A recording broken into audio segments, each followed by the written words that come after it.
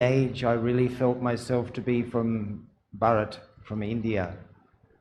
As a child, I used to go into the city. I grew up in Adelaide, South Australia, and I used to go into the city, and there was 2 shops in that market in the city which were run by Indian, and I used to buy this agabatti incense stick, and I used to buy this little brass bells, and I loved all these little things. So my Lokik father, or my father, used to say, "Why are you buying these things from India?" And he said, "Why don't you buy something from Australia?" But I was very attracted to this.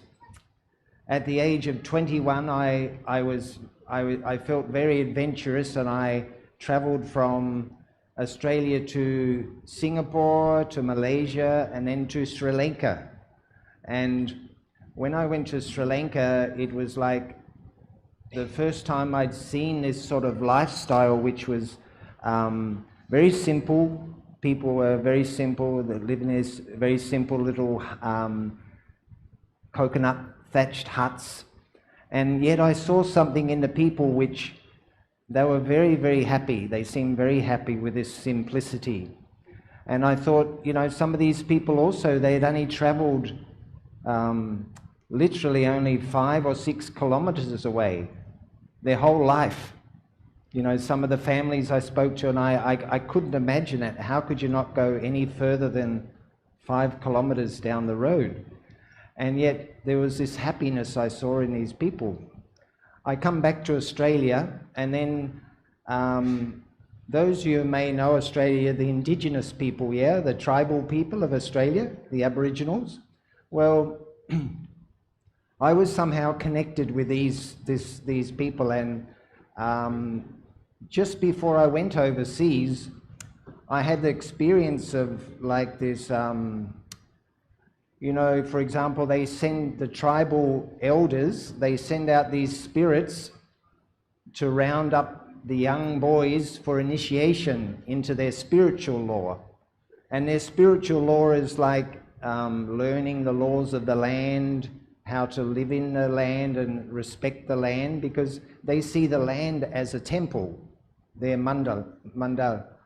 So, and I was called up for this initiation. And of course, the first thought I had was like, I'm not Aboriginal, but I had this experience of this like soul come into me, and it was quite scary at the time. But I asked after this this Aboriginal woman, and I said to her, I had this experience, and I said in my mind, who is this? What is this? But she said, you've been called up for this initiation. So the following year, which was in 1982, just out of the blue, someone came to me who lived way up in a place called the Kimberley in the northwest of Western Australia. And this place of the Kimberley, in those days, in the early 80s, still the majority of that land was uncharted. So very few people had been into that area. And at that age time, I was just 24 years old, so full of adventure, to have adventure. So I took this chance to go on this boat, which was a 2-day boat journey to this place in the Kimberley. And what I thought I was just going for 1 week turned into 1 year in this place. And at the time, I was like, I was living in a mobile vehicle. My home was my car. I had like one of these tempo travelers, and being a carpenter, my Lokik work was carpentry.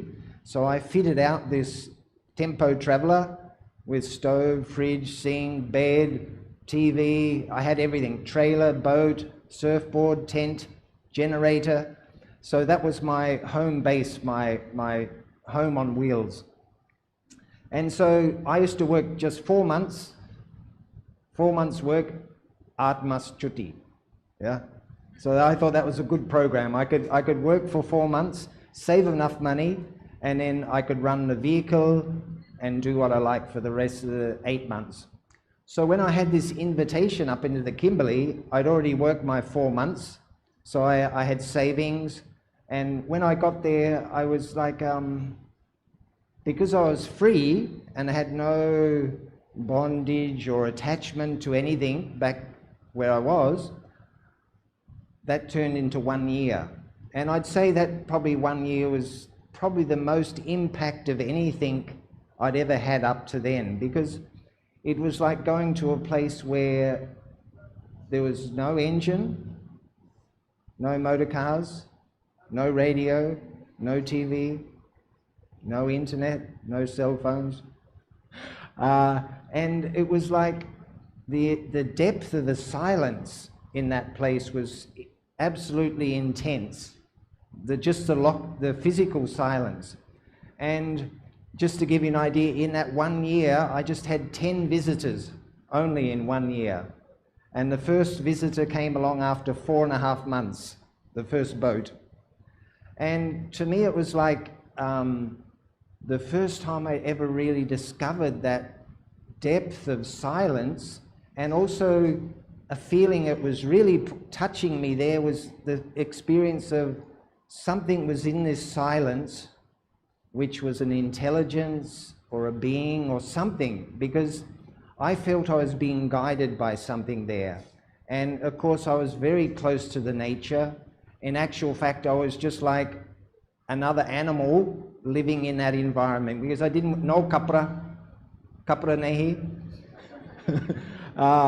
And so all the animals were there, and of course sometimes the animals would come in the house, and sometimes they'd walk over you or crawl over you or slither over you.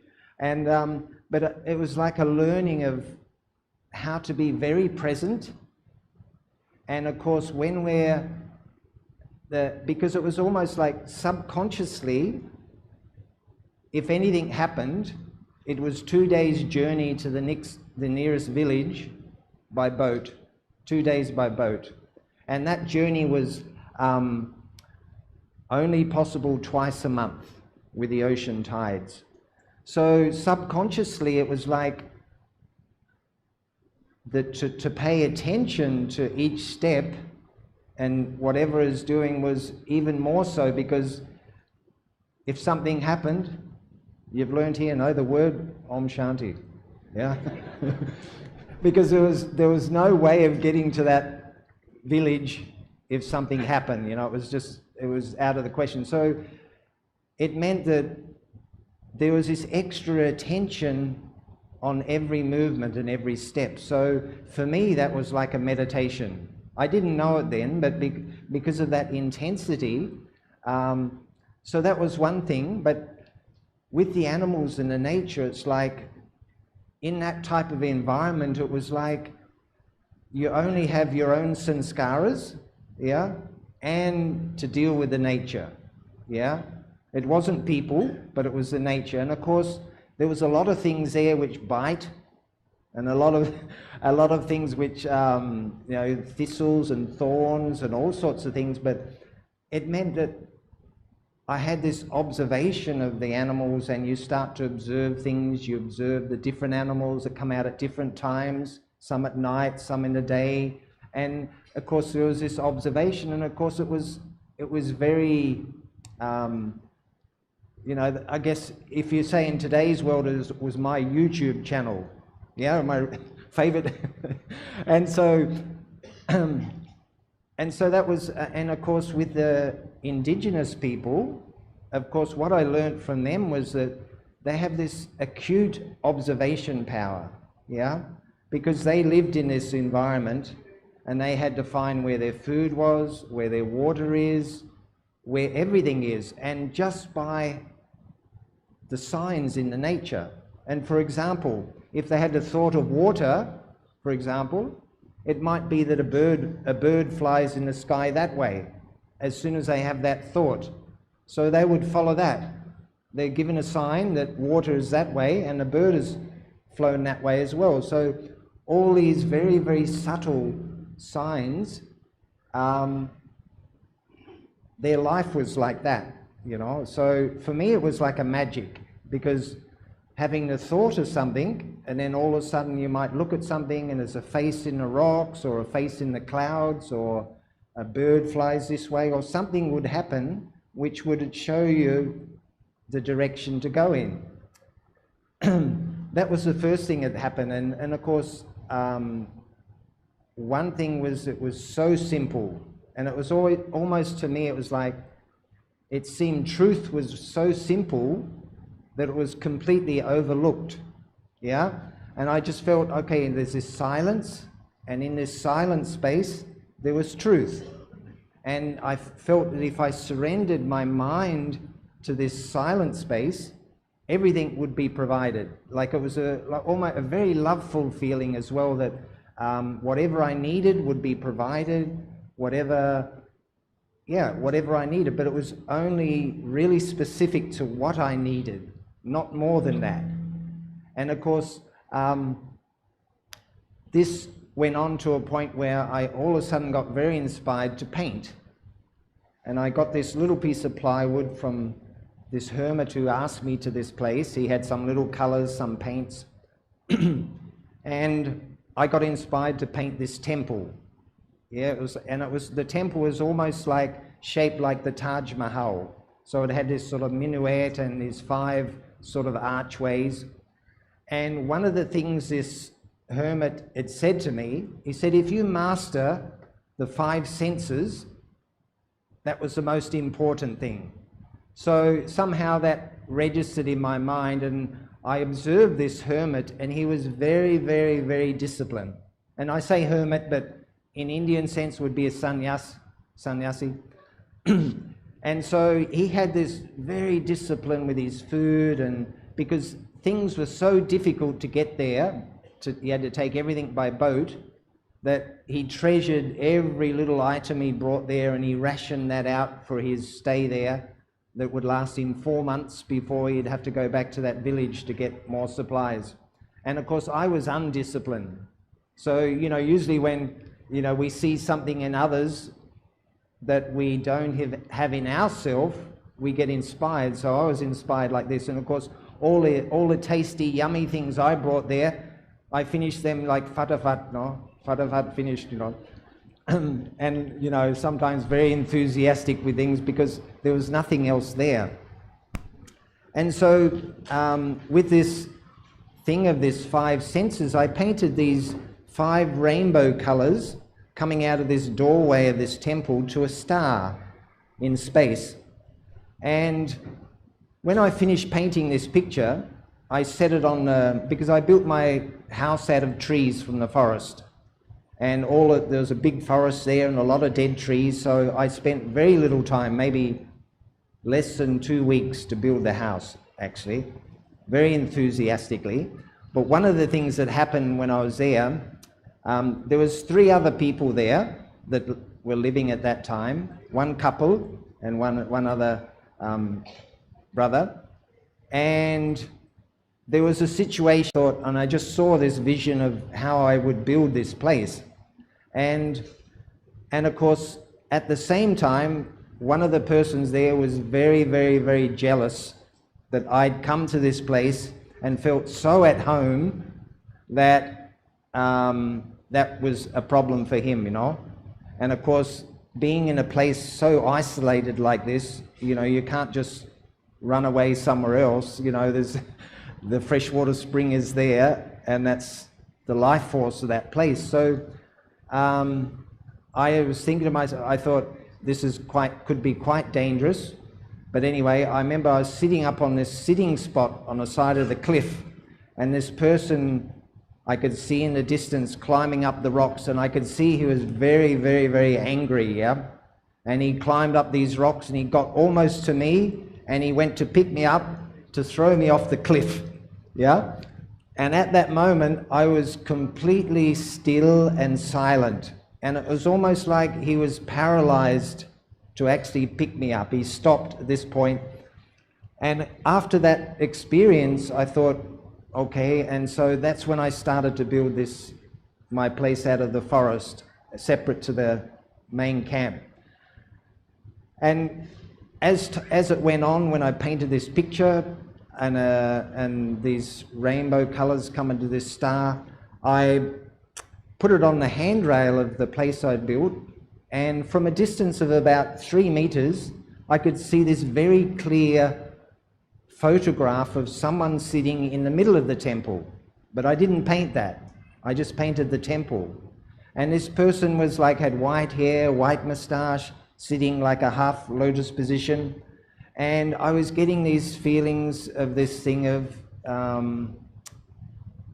surrender, but also the aspect related to food. And it was like every time I would prepare my food and have something, if I had even one mouthful more than what I needed, I would get some sort of pinprick or something would happen that would show me that's outside this law of a natural state of surrender. So it was almost like it was an aspect of greed, but it was like showing me, okay, if I have just what I need, even the body, what the body needs, everything will be provided. But as soon as I went over that line, I would get an indication, and of course then I realized the thoughts then would be more in a sense of chaotic, or excess thoughts would happen as well when there was out of that balance. So this went on for some time, and I thought, wow, this is like something was guiding me or something, and who's this person in the temple? And as time went on, it was another experience with a full moon, because in that environment with no lights or anything like this, of course the nature is like, full moon is like glowing all the rocks and the terrain. And I remember staring at the other side of this valley, because I was on one side of the cliff here, and there was a valley this side with a spring going through the middle. And on the other side of the cliff was this bright like light glowing on the side of the rock face. It was like it was lit up, one light. And I was staring at this light, and as I was staring with it, I could just see the full moon above my head, like through the trees. And I had this sort of feeling like this light coming from the full moon, and this light coming from this side of the other side of the valley, and meeting in the center of my forehead. And I had this experience of myself as Atma, as soul. And it was a feeling like there's this I'm immortal, there's no birth, no death, it's just this consciousness or this light that existed forever. And I was getting so intoxicated with this, the next day I spent all night awake. I climbed up the side of the cliff, the other side of this cliff, and this rock, which I thought was like, somehow looked like it was lit up, it was actually 45-degree angle, so it was reflecting the moonlight to where I was, the other side. It was a very flat rock. So I painted this rock with a big red dot and this blue circle around it. So I used to sit for my evening like meditation, and I used to just stare at this rock and this point or this target, and I'd have these thoughts of myself as soul or spirit. And I got so intoxicated from this that it was like, as time went on, it was like a feeling, of course this was wonderful, but then after a certain point I thought, well, wouldn't it be nice to be amongst people and have this same stage? Because there was great, because there was, 3 other people, but it was like the feeling of, okay, how to have this state amongst people. So it was after nearly 1 year that a trawler came along, fishing trawler, and I decided to get a ride with that trawler back to the village. And of course we went through a cyclone, the boat nearly went over. It was like a big journey to get back to the village. But I got back to the village, and then I was so inspired at that point to paint, that I went to the government. And in Australia we have, in those days, was social security. So if you didn't have a job, they would pay you until you got a job, yeah? So I thought that was a great idea. And I went into this social security office, and one of the people in that social security office was a BK. And I remember I went to this person, I said, oh, I'm living outside of the village on a very bad road, very rough road. I said, I'm not interested in carpentry. I want to learn to paint.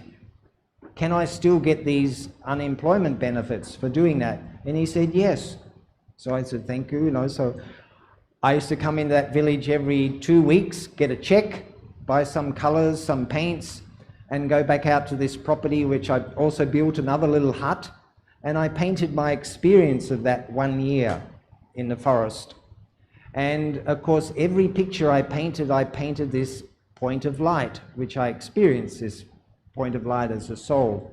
So right at that time, and it's about this time now, I think that the coming up this next full moon, in that village they have a big festival for the pearl. You know the pearl, you call, I think in Hindi it's moti, yeah? So that town is famous for this pearl. So on that festival they asked all artists or those who are even practicing artwork if they wanted to submit some picture for that exhibition in that big festival. So right at that same time, also another BK used to come to that village every year for that festival, and used to find a place on the outside the village along the beach property, and he'd pitch a tent and he'd stay there for 2 or 3 months. Well, he'd come along and he'd come onto the property I was living on, and he saw this picture I was painting of this point of light. So he said to me, "Do you know what you're painting?" And then I said, "I had this experience of Atma, this thing of point of light." And he said, "Yeah, this is a symbol of Atma, Param and Paramatma, Parampita." And all the pictures I had this form of light in it. So I got the introduction then of Raj Yoga through this picture I'd painted. And that one picture I submitted to that exhibition won first prize. So I got a few $100s, which was great. And so it was, for me, it was like having the experience of Supreme Soul and Soul before getting this knowledge in that place in the Kimberley. And funny enough, that place in the Kimberley, if you draw a line from the southern part of India to Australia, that's the closest point in Australia, that Kimberley area. And I really felt at that time when I was in that place a connection with India. And I read this book of this Paramahansa Yogananda. It was a autobiography of a yogi.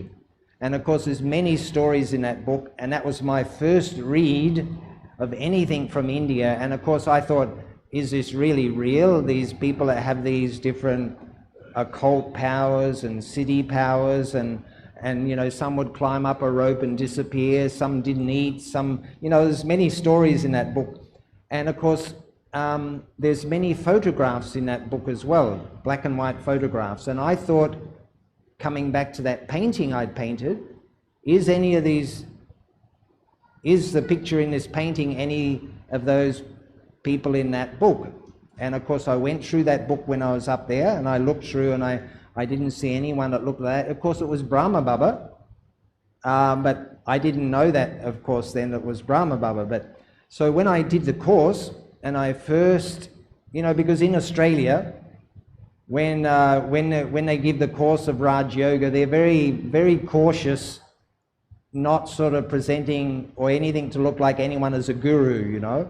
So Brahma Baba's picture they would keep somewhere to the side, because they think, well, we might think he's a guru or something. But of course when we understand the story of Brahma Baba, we understand that. But before that, and of course when I did the course, of course I remember going to this tent, this camp where this BK was living, and he had the picture of Brahma Baba in the tent, you know, and I sort of caught sight of this picture, and I said, "Who's that?" you know, and he sort of said, "Oh, that's Brahma Baba, the founder of Brahma Kumaris." I said, "That was the person in the middle of this temple that I'd painted." I recognized the face and the moustache and the sitting position. So, you know, this is like in the middle of nowhere that I had the experience of firstly Soul, then Supreme Soul, and of course Brahma Baba. So when I did the course, it was like I straight away knew that, okay, this is, you know, it's not the sequence of how things happened. And of course, and one of the interesting things also was, you know, especially in the West, when they mention Amrit Vela, you know, Amrit Vela is usually, wow, you know what, getting up at 4 o'clock? No way, you know. You think I'm going to lose 3 hours sleep or whatever. But my favorite time painting was because this was also in the Kimberley, it's a very hot climate. It's like whatever hottest place you have in India, it's like that in the summer. It's like really hot. So I used to sleep in the day and I used to paint all night. And of course, when Amrit Vela was mentioned to me, I thought, no problem, I'll just stop for 45 minutes at 4:45. So I used to stop and I used to put, because I didn't have any electricity there either, so I was working by kerosene lantern and a gas lantern and candles. So I used to put a candle behind a book and a chrome thumbtack on the wall, on the timber column, and I used to sit and the candle would reflect off this drawing pin like a star, point of light. So that was my focus point. And I remember at the time I was so enthusiastic and it was so much concentration on this point, just thinking myself as a point, Supreme Soul as this point, and a lot of concentration. And in a very short space of time, a lot of things happened where things would come to me, or situations where I just wouldn't react. And I knew it was through that concentration. And of course, it was, to me, it was no doubt that through this concentration and focus on that point of light, myself as a point of light, Supreme Soul, that there was this transformation taking place. So I continued with this, and of course, I think it was about 9 months after that I come to India for the first time. So that was in Mount Abu in Pandabhavan, was there then, the main headquarters. This Shantivan was not here then, or Gyan Sarovar, it was just Pandabhavan. And of course, first time coming to India was like the feeling, this is more my home than Australia. So that was that. And of course, as I was already painting this image of light, and my specialty was using the airbrush, the spray paint. In those days, we didn't have these big printers where we print them all now, but in those days it was all by hand. So I would show the artists, instead of painting on plywood, you could actually get a big piece of canvas, stretch it on a big frame, and paint, bigger pictures without joins or this. And of course, with the spray was a very quick way of doing this image of light and very subtle colors and blending. So I'd spend 2 or 3 weeks every year when I'd come to India, showing the artists how to use this spray paint, and I'd spend extra time in Madhaban as a foreigner. So that went on for, I think, maybe 10 years before Gyan Sarovar campus was built. And then of course I helped in the art department there, and of course painted many pictures for centres around India and also in foreign as well. And because I'd always kept myself free, I didn't really have any attachment in Australia or anything that was pulling me. So it meant I could stay here easily, It was like there was no pull of the mind. And of course I really felt this was, one of the things where even before Gyan, if there was anything, it felt like some sort of bondage or attachment or something. I was very afraid of that. I thought, no, I don't want to do, in case I wanted to go A to B, I wanted to be free, that I didn't have anything pulling my mind to stop me doing that. So, of course, taking this Gyan, it was like, the knowledge of soul, Supreme Soul, and the journey we're in now to become Karmatit. That feeling was there. Okay, how to become Karmatit, So, of course, as we know, it's a life journey. It's not something that happens in 2 months or 3 months or 1 year. And a funny thing also with when I come here, I've been on a student visa for the last 20 years. And of course, when I go to the government and they say, what is this? You've been a student for, when is this course finished, And of course, I say to them, well, it's going on. It's sort of like life. Of course, they scratch their head a bit, and sometimes they got me to write out on a piece of paper, in Australia, can you write out your program for the day? What's your average program for the day? And I'd say, okay, Amrit Vela, morning class, breakfast, morning, you know, maybe a class or something in a day. So that seems to work. I mean, and yeah, the journey of being here, and of course, now and then I get the opportunity to share with souls like yourself. So thank you.